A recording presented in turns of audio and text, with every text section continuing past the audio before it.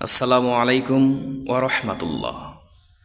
বাংলাদেশের অনেক বক্তা, অনেক স্কলার, নামের আগে ডক্টর, তারপরে অনেক পদবী, তারা বলেন মেরাজ রজনীতে আল্লাহর হাবিব সাল্লাল্লাহু আলাইহি ওয়াসাল্লাম আরশে আজিমে যাননি।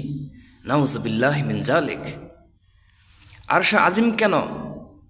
আরশে আজিমের জ্ঞান তো সকলেরই আছে।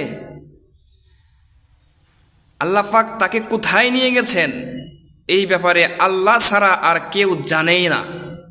সুবহানাল্লাহ। বুখারী শরীফের ৭৫১৭ নম্বর হাদিসে হযরত আনাস রাদিয়াল্লাহু তাআলা আনহু বলছেন, সুম্মা আলা বিহি ফাওকা যালিকা বিমা লা ইয়ালামুহু ইল্লাল্লাহ।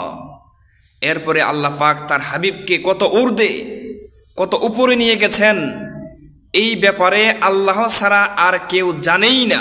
সুবহানাল্লাহি ওয়া বিহামদিহি সুবহানাল্লাহিল আযীম।